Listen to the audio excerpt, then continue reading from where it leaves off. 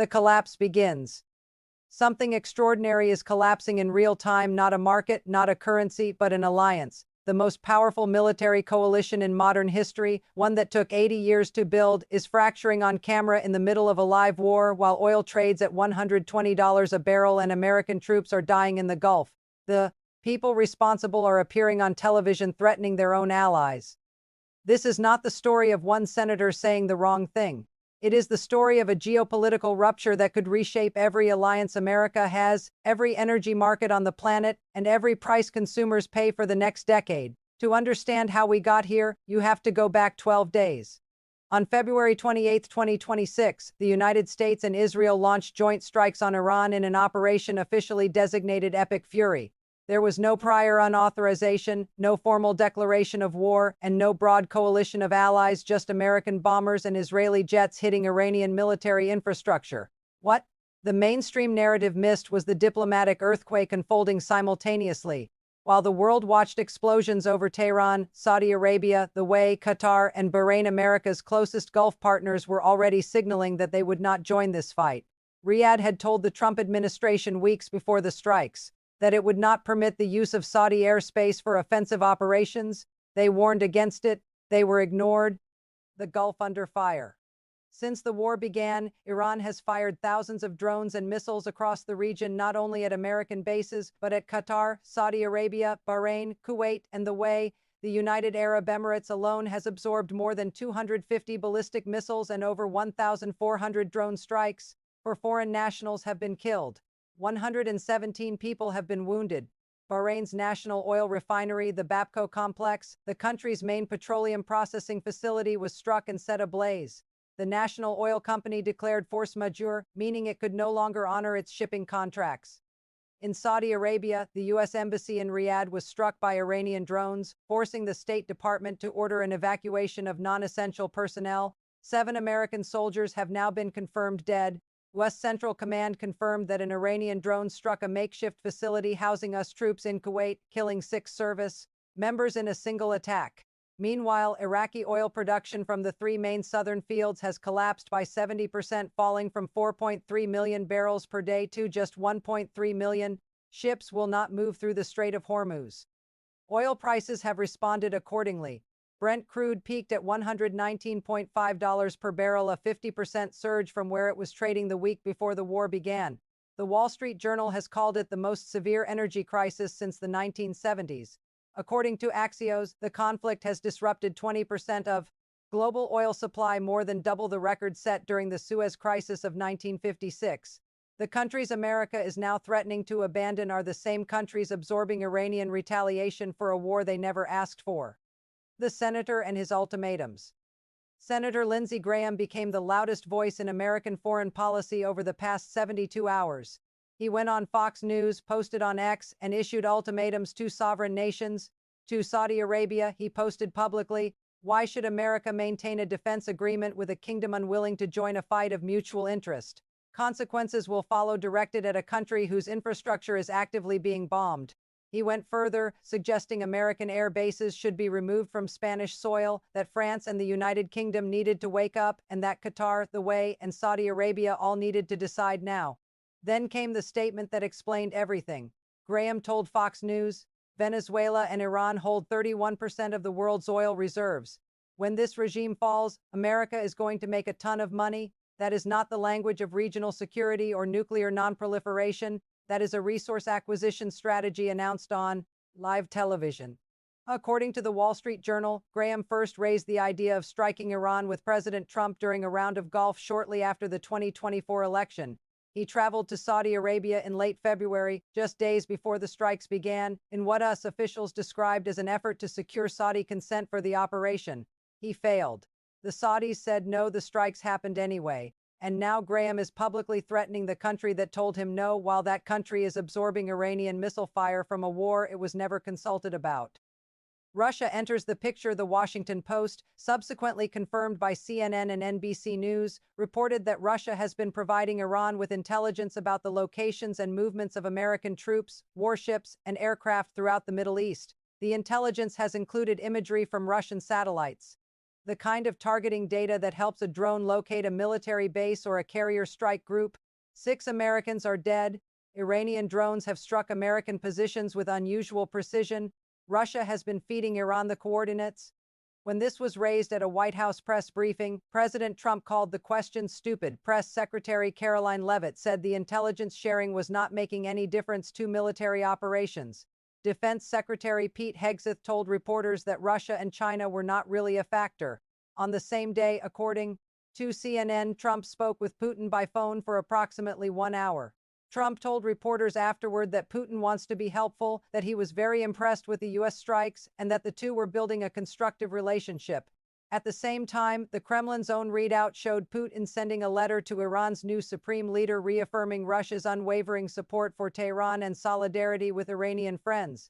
That is, unwavering support for the country killing Americans, described publicly by the president as a very constructive partner. On the same call, Trump and Putin discussed Ukraine, where Putin reported he was making big advances and Trump raised the idea of a ceasefire.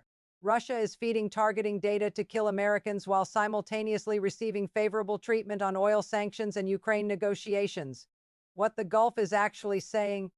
The Way ambassador to the United Nations made his government's position clear in Geneva, stating that the Way had constantly called for negotiation, diplomacy, and de-escalation, but it was a statement from Emirati businessman and commentator Khalif Ahmed al-Habtour that circulated most widely across the Arab world. He addressed Graham directly. We know why we are under attack, and we know who dragged the entire region into this dangerous escalation without consulting those he calls his allies. Al-Habtour wrote that the hasty American decisions embroiled the region in a war whose peoples were not party to its decision-making and whose local allies were not consulted before it was launched. He acknowledged the Iranian threat but described the broader situation as a dirty game in which several powers clash at the expense of the region, with no honor and no transparency. In this scene, he wrote, Iran, Israel, and the United States all move according to their own interests, not the interests of the people of the Middle Eastern Arab countries. His final message to Graham was unambiguous. If President Trump and Senator Graham are prepared to risk their country and the lives of Americans for Israel's interests, that is their choice. As for us, we will not do the same. We do not need your protection. All we want is for you to keep your hands off us. And his closing line, anyone who hears your statements might think you are a member of the Israeli Knesset because you defend Israel's interests more than you defend the interests of the American people themselves. What this costs at home. Average U.S. gasoline prices surged from under $3 per gallon to $3.48 in a single week, a 16% spike in 7 days. According to Rystad Energy's vice president for oil markets, if current conditions persist for 2 months, Brent prices could exceed $110 a barrel. At 4 months, the figure could reach $135. Analysts at Evercore ISI calculated this week that if oil prices remain near $100 a barrel, the resulting fuel costs will completely wipe out the tax refund benefits from the 2025 tax cuts for the bottom 70% of American income earners. The war is costing approximately $1 billion per day to prosecute. Graham called that the best money ever spent. $1 billion a day, oil up 50%, gas prices rising, 7 American troops dead, and manufacturing employment remains lower than it was when tariff policy began in 2018. The promised jobs have not materialized. The Trump administration is now reportedly considering lifting oil sanctions on Russia to help cool energy prices. The proposed response to Russia feeding Iran targeting data to kill Americans is to let Russia sell more oil and earn more revenue. The impact extends well beyond American borders. Goldman Sachs warns that disruptions to Qatari LNG exports could push European gas benchmark prices to $22 per million BTU in the second quarter. In India, restaurants are warning of potential shutdowns as the government prioritizes household gas supplies.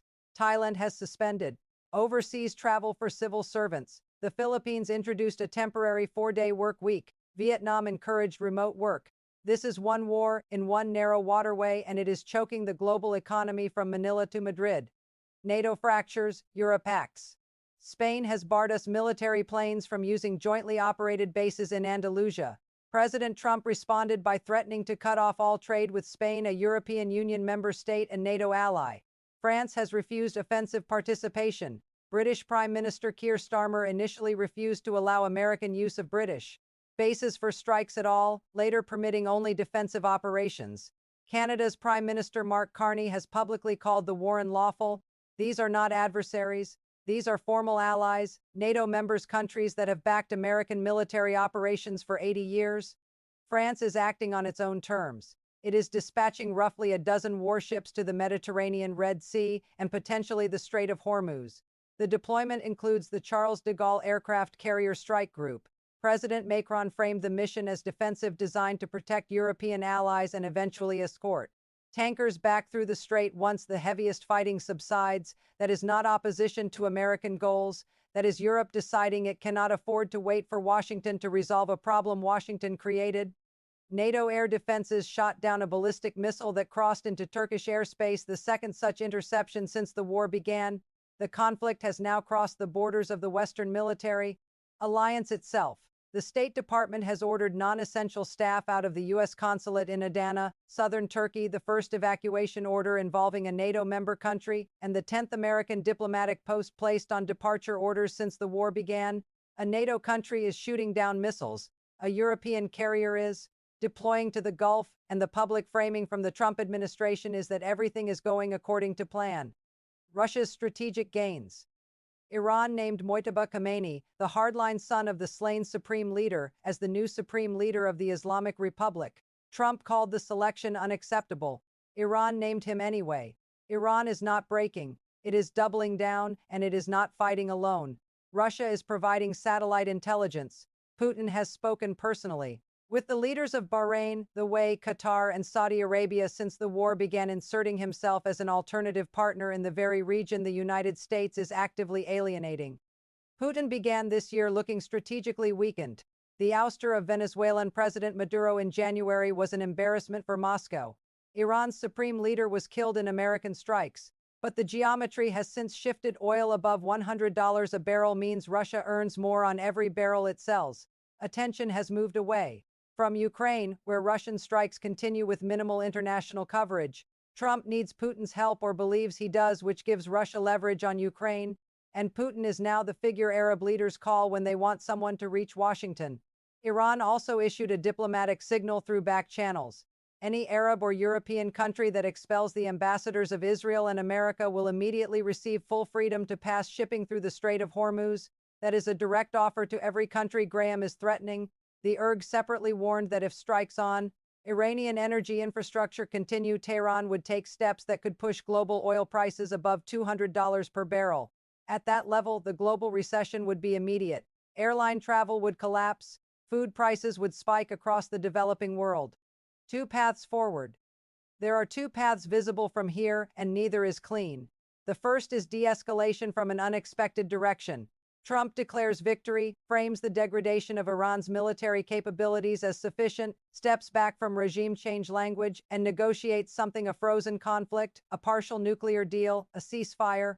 Brokered through back channels, possibly through Moscow, oil prices fall, the strait reopens, allies are quietly reassured, the economic bleeding stops before recession sets in. For this to work, someone needs to convince Trump that the win is available now. Graham needs to stop threatening allies on television, and the new Iranian supreme leader needs something he can call a victory at home.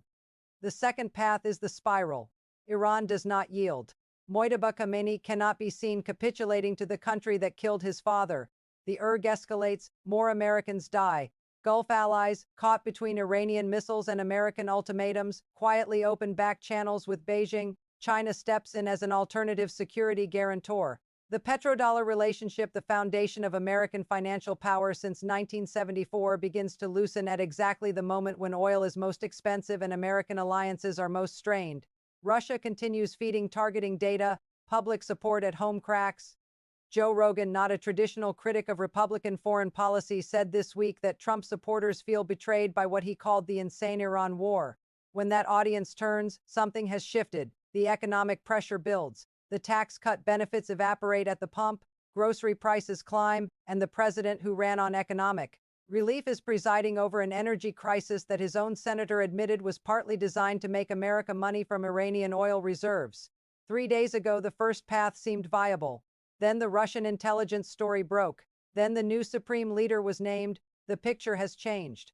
Where we stand. As of March 11, 2026, The United States and Israel are fighting a war in Iran with 50,000 American troops, more than 200 fighter jets, and 2 aircraft carrier strike groups. 7 American soldiers are dead. The war has disrupted 20% of global oil supply, more than any conflict since the Suez Crisis. Oil peaked at nearly $120 a barrel and remains above $90. Gas prices surged 16% in a single week. Not one major Arab country is participating offensively. Not one European NATO ally is supporting offensive operations. Russia is feeding Iran targeting data to kill Americans and publicly expressing solidarity with Tehran. The diplomatic response from the United States has been to threaten the allies who are being bombed for not volunteering to be bombed more. Iran just named its most hardline leader in decades. Putin spoke with Trump and with Iran's new supreme leader in the same week. France deployed a carrier strike group. NATO shot down a missile over Turkey. This is not a regional conflict anymore. This is a realignment.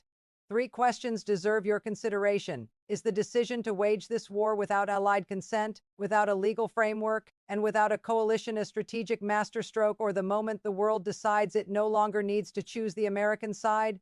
When a U.S. Senator declares on national television that America will make a ton of money once an adversary's government falls, citing their oil reserves as the primary motivation, how is that different from the resource wars America spent decades condemning? And if Russia is providing intelligence to kill American troops and the proposed response is to lift Russian oil sanctions, what does that tell every other country in the world about the cost of threatening American lives?